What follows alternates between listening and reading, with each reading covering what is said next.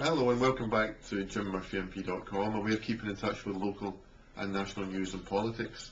The big story here locally continues to be the planning application at Loganswell, and as you probably know, Ken McIntosh and I both strongly oppose it. We think it's the wrong proposal, the wrong application, in the wrong place at the wrong time. And there might be other places outside of East Renfrewshire this application could be made, but we just don't think it's right for here. That's why Ken McIntosh has done the right thing and organised a public meeting on the 20th of March at 2 p.m. in Mearnskirk Parish Church Hall. So if you live in the local area, you're concerned about this application, get along to the meeting, air your view and be involved in the campaign.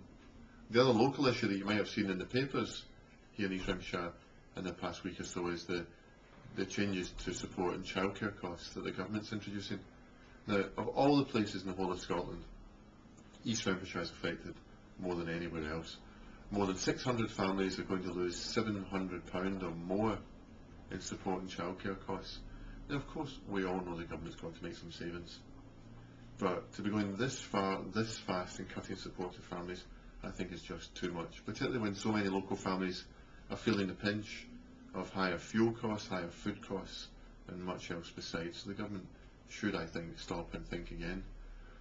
Now, while those things are crucial and of real importance to local families, we're all struck by just the images in our TV screens, two sets of images, the first in Libya and the second in the breaking news in Japan. On Libya, Gaddafi is behaving in a grotesque way.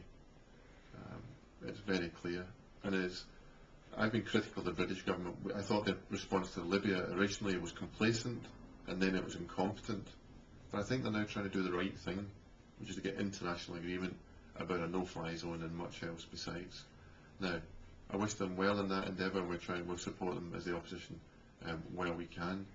My worry is that it will take the international community so long to come to a decision on whether there should or shouldn't be a no-fly zone or any other measures, that Gaddafi's momentum that he seems to have developed over the past few days will lead to a success.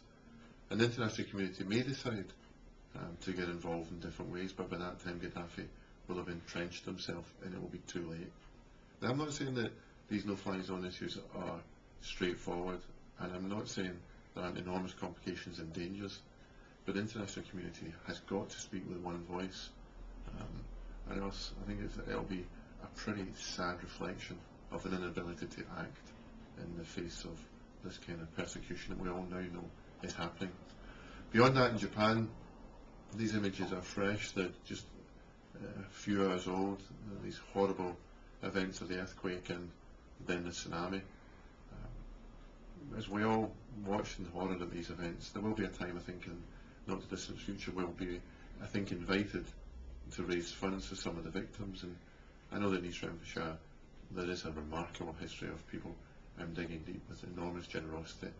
And we'll look, I think, again in East Renfrewshire about what we can do to support the communities that are affected.